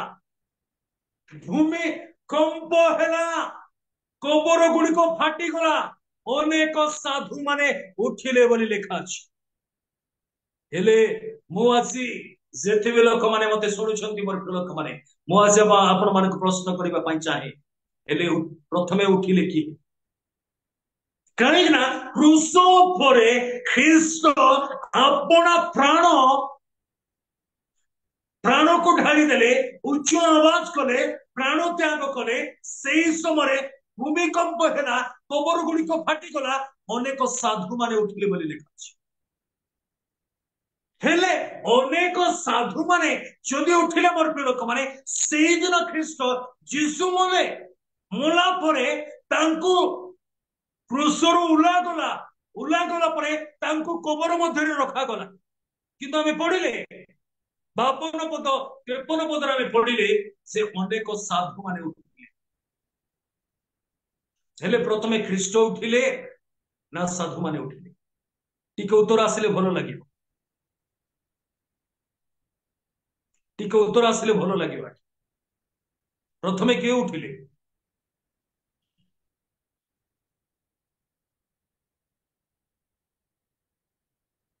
ହାଲେଲୁୟା। ଏ ସ୍ଥାନରେ ଆମେ ଦେଖୁଛୁ ସେମାନେ ଖ୍ରୀଷ୍ଟ ଯୀଶୁ କବର ମଧ୍ୟରେ ରହିଲେ 3 ରାତି 3 ଦିନ କବର ମଧ୍ୟରେ ରହିଲେ। ଯେତେବେଳେ ତୃତୀୟ ଦିନରେ ସେ ଉତ୍ଥାପିତ ହେଲେ, ତାହାଙ୍କର ଉତ୍ଥାନ ପରେ ଏହି ସାଧୁ ମାନେ କବର ମଧ୍ୟରେ ଥିଲେ। ଆଜ୍ଞା, ଏମାନଙ୍କର ପୁନରୁତ୍ଥାନ ହେଇନଥିଲା। ଯଦ୍ୟପି ପ୍ରାଣବାୟୀ ଏମାନଙ୍କ ମଧ୍ୟକୁ ଆସିଥିଲା, ଏମାନେ ଖ୍ରୀଷ୍ଟଙ୍କ ପୁନରୁତ୍ଥାନ ପରେ ତାହାଙ୍କ ଉତ୍ଥାନ ଉତ୍ତାରେ ଏମାନେ ଉଠିଲେ, ଏମାନେ ପୁଣ୍ୟ ନଗରରେ ପ୍ରବେଶ କଲେ ବୋଲି ଲେଖାଉଛି। ପ୍ରେଜ୍ ଦ ଲର୍ଡ। ଆମ୍ଭେ ମାନେ ଦେଖିଲେ ପ୍ରଥମ ପୁନରୁତ୍ଥାନର 7 ପର୍ଯ୍ୟାୟ ମଧ୍ୟରୁ ଆମେ 2ଟି ପର୍ଯ୍ୟାୟ ଦେଖିଲେ। ପ୍ରଥମ ପର୍ଯ୍ୟାୟ ହଉଛି ଖ୍ରୀଷ୍ଟଙ୍କର ପ୍ରଥମ ପୁନରୁତ୍ଥାନ। ଦ୍ୱିତୀୟ ପୁନରୁତ୍ଥାନ ହଉଛି ପୁରାତନ ନିୟମର କେତେକ ସାଧୁ ମାନେ। এই ସାଧୁ ମାନେ, এই ପୁରାତନ ନିୟମର କେତେକ ସାଧୁ ମାନେ, ଏମାନେ ସମସ୍ତ ସାଧୁ ନୁହନ୍ତି। କେତେକ ସାଧୁ ମାନେ ଉଠିଲେ, କବର ଫାଟିଗଲା, ସମସ୍ତ ସାଧୁ ନୁହନ୍ତି। এই ସାଧୁ ମାନେ ଖ୍ରୀଷ୍ଟଙ୍କ ସମୟରେ 2025 ବର୍ଷ ପୂର୍ବେ ଖ୍ରୀଷ୍ଟ এই ଜଗତରେ ଆପଣା ସେବା କାର୍ଯ୍ୟ ସମାପ୍ତ କରି ଆପଣା ଜୀବନକୁ ଯେତେବେଳେ କ୍ରୁଶ ଉପରେ ଢାଳି ଦେଲେ, ଆପଣା ପ୍ରାଣକୁ ଦେଲେ, ସେହି ସମୟରେ ହତ ହେଇଥିବା, ଖ୍ରୀଷ୍ଟଙ୍କ ସମୟରେ ହତ ହେଇଥିବା ସାଧୁ ମାନେ, ସେଇ ସାଧୁ ମାନଙ୍କର এই ପୁନରୁତ୍ଥାନ ହେଉଛି ମୋର ପ୍ରିୟ ଲୋକ। ହାଲେଲୁୟା। এই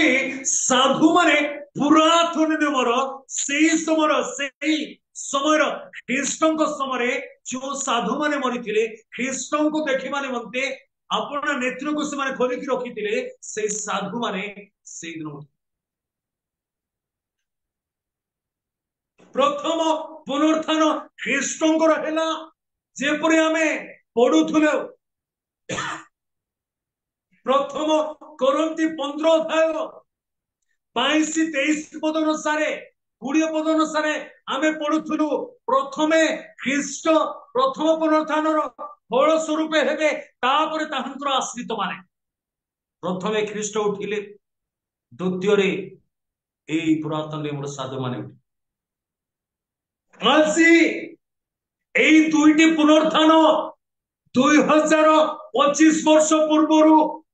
এই দুইটি পুনর্থান অলরেডি সরিছি মোর প্রিয় লোকମାନେ। এই দুইটি পুনর্থান দেখন্তু ମୁଁ ଆପଣମାନଙ୍କୁ ସମ୍ମୁଖରେ ରଖୁଛି। ଏ ରେଡ୍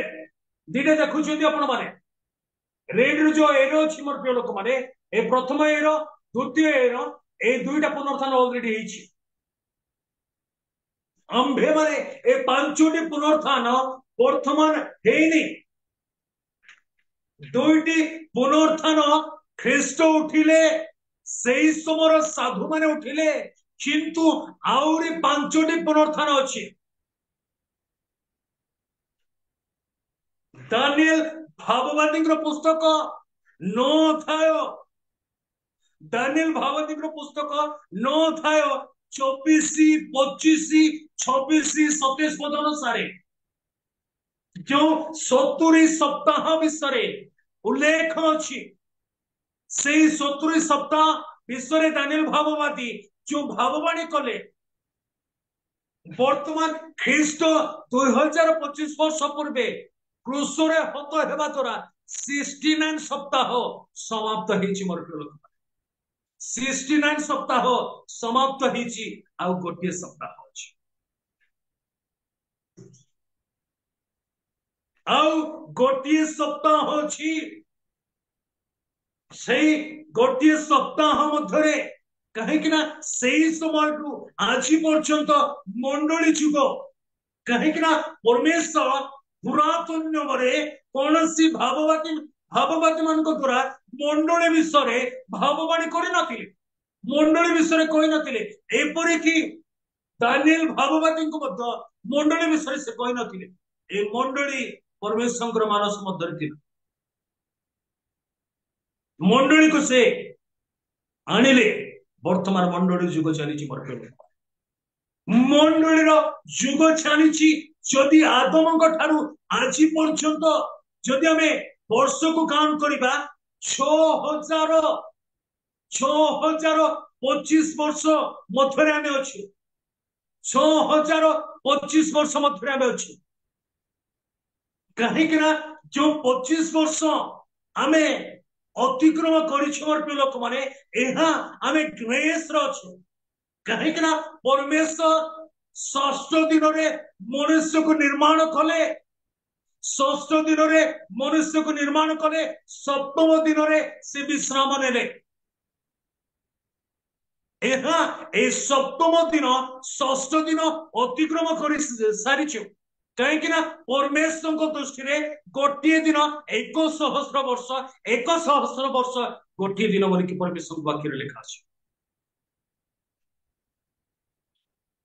ସେଥିପାଇଁ ମୋର ପ୍ରିୟ ଲୋକମାନେ, ଆମେ ଦେଖିଲେ ଦୁଇଟି ପୁନରୁତ୍ଥାନ 2025 ବର୍ଷ ପୂର୍ବରୁ ହେଇଛି। ବର୍ତ୍ତମାନ ଆମେ ଦେଖିବା ଯେ ତୃତୀୟ ପୁନରୁତ୍ଥାନ କୋଉମାନଙ୍କର ହେଉଛି, ଯାହା ଆପଣ ମାନେ ପାଇବେ। এই ସ୍ଥାନ ମଧ୍ୟରେ ଆମେ ଦେଖୁଛୁ, এই ସ୍ଥାନ ମଧ୍ୟରେ ଆମେ ଦେଖୁଛୁ। ଏ ଦେଖନ୍ତୁ, এই ତୃତୀୟ ଏରୋକୁ ଦେଖନ୍ତୁ ମୋର ପ୍ରିୟ ଲୋକମାନେ। এই ତୃତୀୟ ଏରୋ, ଏ ହେଉଛି ମଣ୍ଡଳୀର ରାପ୍ଚର। ପ୍ରଥମ ପୁନରୁତ୍ଥାନ ଖ୍ରୀଷ୍ଟଙ୍କର ହେଲା। ତୃତୀୟ ପୁନରୁତ୍ଥାନ ପୁରାତନ ନିୟମର ସାଧୁ ମାନଙ୍କର, ସମସ୍ତ ସାଧୁ ମାନଙ୍କର ନୁହଁ। ଭୁଲରେ ରୁହନ୍ତୁ ନାହିଁ ମୋର ପ୍ରିୟ ଲୋକମାନେ। ମୁଁ ଆପଣମାନଙ୍କୁ ଅକଳରେ ପକେଇବା ପାଇଁ ଇଚ୍ଛା କରେ ନାହିଁ। ଏଇ ଦୁଇଟି ପୁନରୁତ୍ଥାନ, ପ୍ରଥମେ ଖ୍ରୀଷ୍ଟ ଉଠୁଛନ୍ତି, ଦ୍ୱିତୀୟରେ ଅନେକ ସାଧୁ ମାନେ ଉଠୁଛନ୍ତି। ସମସ୍ତ ସାଧୁ এই ସ୍ଥାନ ଦେଖିବେ, ଆପଣ ଖ୍ରୀଷ୍ଟଙ୍କୁ ମଧ୍ୟ ଆକାଶରେ ଦେଖିବେ। ଦେଖନ୍ତୁ, এই ସ୍ଥାନ ମଧ୍ୟ ଦେଖନ୍ତୁ, ଖ୍ରୀଷ୍ଟ କଣ କରୁଛନ୍ତି, ମଧ୍ୟ ଆକାଶକୁ ଆସୁଛନ୍ତି। এই ସ୍ଥାନ ମଧ୍ୟରେ ଦୁଇଟି ବିଷୟ ଘଟୁଛି। ପ୍ରଥମ ବିଷୟ ରେଜୁରେକ୍ସନ ଅଛି, ଦ୍ୱିତୀୟ ବିଷୟ ରାପ୍ଚର ଅଛି ମୋର ପ୍ରିୟ ଲୋକ। ରୂପାନ୍ତର ଅଛି ଏବଂ ପୁନରୁତ୍ଥାନ ଅଛି। ତ ଏହା ଆପଣ ମାନେ ପ୍ରଥମ କରନ୍ତି, ଏହା ଆପଣ ମାନେ ପ୍ରଥମ କରନ୍ତି 15 ଅଧ୍ୟାୟ 51 ପଦ 52 ପଦରେ ପାଇବେ। ପ୍ରଥମ କରନ୍ତି 15 ଅଧ୍ୟାୟ 51 ପଦ 52 ପଦରେ ପାଇବେ। ଦେଖ, ମୁଁ ତୁମମାନଙ୍କୁ ଗୋଟିଏ ନିଗୁଡ କଥା କହୁଅଛି। आम्भे माने समस्ते महानिद्रा प्राप्त हेब नाही आम्भे किंतु माने समस्ते महानिद्रा प्राप्त हेबा नाही किंतु एक मुहूर्त रे चक्षुर पलकरे किंतु शेष एक घुरिसन्धिरे मुहूर्तरे चक्षुर पलकरे आम्भे कोन हेबा रूपांतरित हेबा दुईटी पुनरुत्थान हेइछि मोर प्रिय लोक এই তৃতীয় পুনরুত্থান এই তৃতীয় পুনরুত্থান ହେଉଛି ମଣ୍ଡଳୀର ପୁନରୁତ୍ଥାନ ଯେଉଁ ମଣ୍ଡଳୀକୁ ରକ୍ଷା କରିବା ପାଇଁ ଯେହୋବା ପରମେଶ୍ୱର ୟୋଧେ ପାଭେ ଯାହାଙ୍କୁ କୁହାଯାଏ ସେ ଆପଣର ଏକମାତ୍ର ୟେଶୁଆ ହେ ନାଜରୀ ପାମେଲେକ ହେ ଏହୁଦିଙ୍କୁ ସେ କଣ କଲେ ବଳି କଲେ ସେ ମଣ୍ଡଳୀକୁ ନେବା ପାଇଁ ଖ୍ରୀଷ୍ଟ ଯୀଶୁ ଅଛନ୍ତି ପ୍ରେଜ୍ ଦ ଲର୍ଡ ସେ ମଣ୍ଡଳୀକୁ ନେବା ପାଇଁ ଖ୍ରୀଷ୍ଟ ଯୀଶୁ ଏହି ଜଗତକୁ ଆସୁଛନ୍ତି ଜଗତକୁ ଆସୁନାହାନ୍ତି ଜଗତକୁ ଆସୁନାହାନ୍ତି ଆପଣ ଭୁଲରେ ରୁହନ୍ତୁ ନାହିଁ କାହିଁକି ନା ଖ୍ରୀଷ୍ଟ ମେଷ ଶାବକ ଷଷ୍ଠ ମୁଦ୍ରା ଭାଙ୍ଗିବେ ସେହି ସମୟରେ ଲକ୍ଷଣ ଦେଖାଯିବ ସପ୍ତମ ମୁଦ୍ରା ଯେତେବେଳେ ଭଙ୍ଗାଯିବ 7 ଜଣ ଦୂତ ତୁରୀ ବଜେଇବା ନିମନ୍ତେ ଉଦ୍ୟତ ହେବେ ପ୍ରଥମ ତୁରୀ ଯେତେବେଳେ ବାଜିବ ସେହି ସମୟରେ ଯୀଶୁ ସ୍ୱର୍ଗରୁ ମଧ୍ୟ ଆକାଶକୁ ନୀତ ହେବେ ହାଲେଲୁୟା ଆମେ ଖୁସି ନାହୁଁ କି ମୋର ପ୍ରିୟ ଲୋକ ଆମେ ଖୁସି ନାହୁଁ କାହିଁକି ନା ମଣ୍ଡଳୀକୁ ଖ୍ରୀଷ୍ଟ ଯୀଶୁ ନେବା ପାଇଁ ଆସୁଛନ୍ତି ସପ୍ତମ ମୁଦ୍ରା ଭାଙ୍ଗିବ ସପ୍ତମ ମୁଦ୍ରା ଭାଙ୍ଗିବ ଷଷ୍ଠ ମୁଦ୍ରା ଭାଙ୍ଗିବା ସମୟରେ ଲକ୍ଷଣ ଗୁଡ଼ିକ ଦେଖାଗଲା ସୂର୍ଯ୍ୟ କଳା ହେଲା ଚନ୍ଦ୍ର ଲୋହିତ ବର୍ଣ୍ଣ ହେଲା ନକ୍ଷତ୍ର ଗୁଡ଼ିକ ସ୍ଥଳିତ ହେଲେ ଆକାଶ ଚର୍ମ ପୁସ୍ତକ ପରି ହେଲା ଆଉ ଯେତେବେଳେ ସପ୍ତମ ମୁଦ୍ରା ଭଙ୍ଗାଯିବ ଖ୍ରୀଷ୍ଟ ମହାମହିମା ସହିତ ଆପଣା ସାଧୁ ମାନଙ୍କ ସହିତ ସାଧୁ ତ କହିବି ନାହିଁ ଦୂତ ମାନଙ୍କ ସହିତ ସେ କଣ କରିବେ ମଧ୍ୟ ଆକାଶକୁ ପ୍ରେଜ୍ ଦ ଲର୍ଡ ହାଲେଲୁୟା ହାଲେଲୁୟା ଖୁସି ଲାଗୁନି କି ଆଜ୍ଞା ହାଲେଲୁୟା ଖୁସି ଲାଗୁନି ଏଡେ ବଡ ମହତ ବିଷୟ ଯେ କି ଆମମାନଙ୍କର ଉଦ୍ଧାର କର୍ତ୍ତା ସେ ଆପଣଙ୍କୁ ଏବଂ ମତେ ସମଗ୍ର ବିଶ୍ୱର ଯେଉଁମାନେ ସତୀ କନ୍ୟା ଆଜ୍ଞା ନିଜକୁ ନିଖୁନ୍ତ ନିର୍ଦାଗ ଦୋଷରହିତ କରିକି ରଖିଛନ୍ତି ସେଇ ଭାର୍ଯ୍ୟାକୁ ନେବା ପାଇଁ ଆସୁଛନ୍ତି ସେହି ମଣ୍ଡଳୀକୁ ନେବା ପାଇଁ ଆସୁଛନ୍ତି ପ୍ରେଜ୍ ଦ ଲର୍ଡ जहां आपण माने पाइबे मत्तीर सुसमाचार 24 अध्याय मत्तीर सुसमाचार 24 अध्याय 29 पदरु 31 पद मध्यरे मार्क सुसमाचार 13 अध्याय 24 पदरु 26 पदरे लूक सुसमाचार 21 अध्याय 25 पदरु 27 पद मध्यरे पाइबे पाठ करिबा कि शीघ्र पाठ करिबा मती रची सुसमाचार 24 अध्याय मती रची सुसमाचार 24 अध्याय 29 रु 31 पद देखो मात्र सेई समयर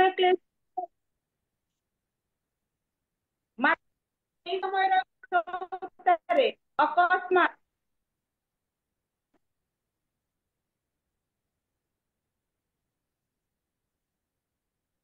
मात्र सेई समय क्लेश उत्तरे अकस्मात सूर्य अंधकारमय हेब ओ चंद्र आलोक देव नाही पुई नक्षत्रमाला आकाशरु स्खलित हेबे ओ आकाश मंडल शक्ति समूह विचलित हेबे सेतेबेले आकाशरे मनुष्य पुत्र गणकर लक्षण देखाजिबो पुणी से समय पृथ्वीर समस्त गोटी विलाप करिबे एवं मनुष्य पुत्रଙ୍କୁ महापराक्रम ओ महामहिमा आकाशर मेघमालारे आगमन करिबा देखिबे आउ से महातुरी ध्वनि सहित अपना दूत मानक प्रेरण करिबे एवं से माने आकाशर एक सीमारु अन्य सीमा पर्यंत चतुर्दिगरु ताहांकर मन्नित लोक मानक एकत्र करिबे प्रेज द लॉर्ड हालेलुया ताहांकर मनोनीत लोक मानक ତାହାଙ୍କର ମନୋନୀତ ଲୋକମାନଙ୍କୁ ଅନେକ ଆହୁତ ଅଳ୍ପ ମନୋନୀତ ଆଜ୍ଞା ଅନେକ ଆହୁତ ଅଳ୍ପ ମନୋନୀତ ଆସି ଆମ୍ଭ ମାନଙ୍କ ମଧ୍ୟରେ ଅନେକ ଲୋକମାନେ ଅଛୁ ଆମ୍ଭ ମାନଙ୍କ ମଧ୍ୟରେ ଅନେକ ଲୋକମାନେ ଅଛୁ ଯୋଉମାନେ ଉପର ଠାଉରିଆ ଜୀବନ ଯାପନ କରୁଛୁ ସେମାନେ କୁଆଡେ ଯିବେ ଜୟପୁର ଯିବେ ଆଜ୍ଞା ଯେଉଁମାନେ ଉପର ଠାଉରିଆ ଜୀବନ ଯାପନ କରୁଛନ୍ତି ଯେଉଁମାନେ ନାମଧାରୀ ଖ୍ରୀଷ୍ଟିଆନ ଯେଉଁମାନେ ଛଳନା ସହିତ ବଞ୍ଚୁଛନ୍ତି ସେମାନେ ସେମାନଙ୍କୁ ପରମେଶ୍ୱର ନେବା ପାଇଁ ଆସୁନାହାନ୍ତି ଯେଉଁମାନେ ବାକ୍ୟ ଅନୁମୋଦିତ ଜୀବନ ଯାପନ କରୁଛନ୍ତି ସେମାନଙ୍କୁ ପ୍ରଭୁ ଯୀଶୁ ଖ୍ରୀଷ୍ଟ ନେବା ପାଇଁ ଆସୁଛନ୍ତି ପ୍ରଭୁ ଆସିବେ ନାହିଁ ଖ୍ରୀଷ୍ଟ ଆସିବେ ନାହିଁ ଖ୍ରୀଷ୍ଟ ସ୍ୱର୍ଗରୁ ମଧ୍ୟ ଆକାଶକୁ ଆସିବେ ମଧ୍ୟ ଆକାଶରେ ଆମ୍ଭ ମାନଙ୍କର ପିତା ସେ କଣ କରିବେ ଅର୍ଡର କରିବେ ଆଦେଶ କରିବେ ହାଲେଲୁୟା ହାଲେଲୁୟା ହାଲେଲୁୟା ବୋଲେ यीशु महाराज की ଖ୍ରୀଷ୍ଟ ଆକାଶକୁ ଆସିବେ ମଧ୍ୟ ଆକାଶକୁ ଆସିବେ ଏହାକୁ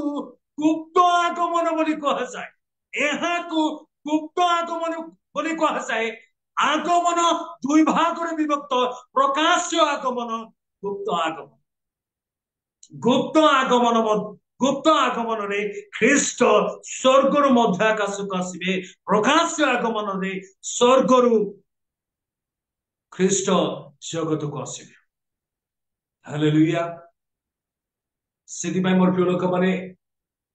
ସମୟ ସାପେକ୍ଷ ମୋର ପ୍ରିୟ ଲୋକମାନେ ଆମେ ତିନୋଟି ପୁନରୁତ୍ଥାନ ବିଷୟରେ ଶିଖିଲେ ଗୋଟିଏ ଆମେ ଦେଖିଲେ ଖ୍ରୀଷ୍ଟ ଯୀଶୁ ପ୍ରଥମ ପୁନରୁତ୍ଥାନ ଦ୍ୱିତୀୟରେ ଆମେ ଦେଖିଲେ ତାହାଙ୍କର ଆଶ୍ରିତ ଲୋକମାନେ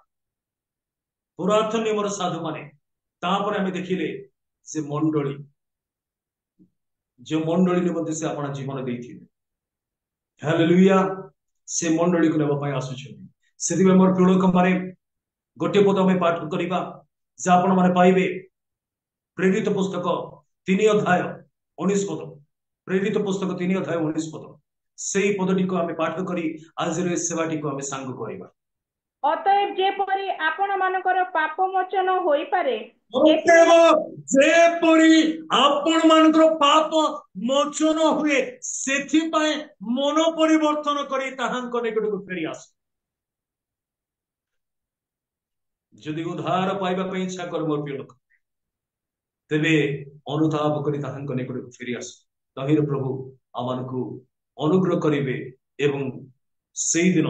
ପ୍ରଧାନ ଦୂତଙ୍କର ତୁରୀବାଦ୍ୟ ହେବ ସେଇଦିନ ଆମେ ସ୍ୱର୍ଗରେ ଦେଖାଯିବା ଅଳ୍ପ ଚିନ୍ତାଧାରେ ପ୍ରଭୁ ଯୀଶୁ ଖ୍ରୀଷ୍ଟ ଆମ ସମସ୍ତଙ୍କୁ ପ୍ରଚୁର ପରିମାଣରେ କଲ୍ୟାଣ କରନ୍ତୁ